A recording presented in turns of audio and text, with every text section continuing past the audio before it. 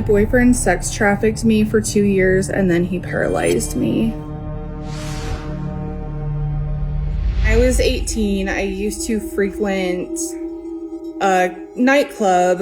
One night I met this guy. He told me how good I looked. Me being 18, I was very impressionable. We started dating. This guy was 8 years older than me.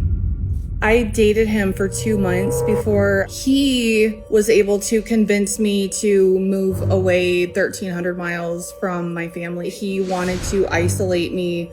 So my parents were very much against it, but my mom knew that she couldn't stop me. It was approximately 4 months from the time that I met him to the time that he got me into sex trafficking. He approached me with this idea saying, this guy that I'm working with is talking about sharing you because he thinks that you're really cute and that would be beneficial for us financially because it can help me get more work. I thought that he was joking.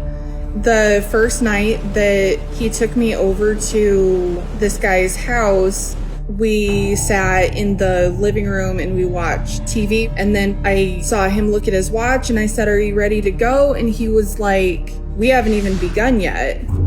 The other man took me into the bedroom. I started telling him, "This makes me uncomfortable," and he forced himself on me. I cried the whole time. I had no idea that my boyfriend was secretly posting my pictures on Craigslist, and he was meeting up with people and having conversations with people about sharing me with them.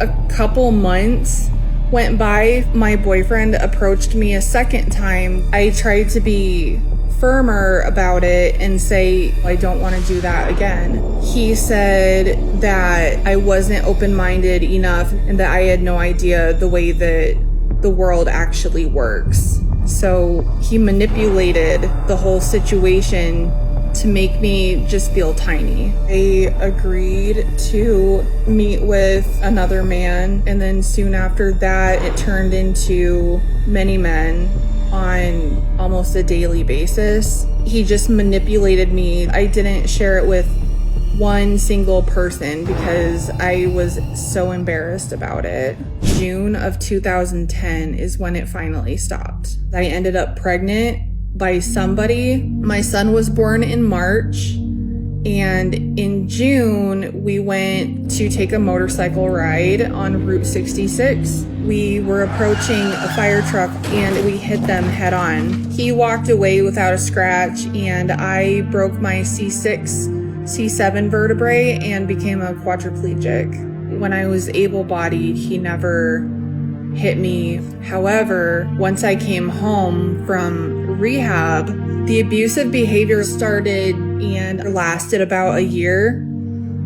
But within that year, I was going to rehab so I could use more of my upper body, get stronger. I was finally able to sneak away from him. I had my son with me and I went down the ramp of our house and was able to take the bus.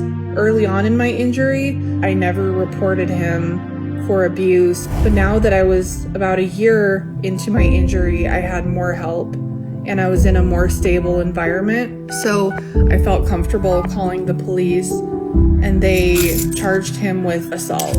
Gave him about 7 years in prison. After he left my life, it was such a sense of freedom. I got 2 master's degrees and I met my husband. He really helped get my mind straight and helped me realize that there's good in the world still.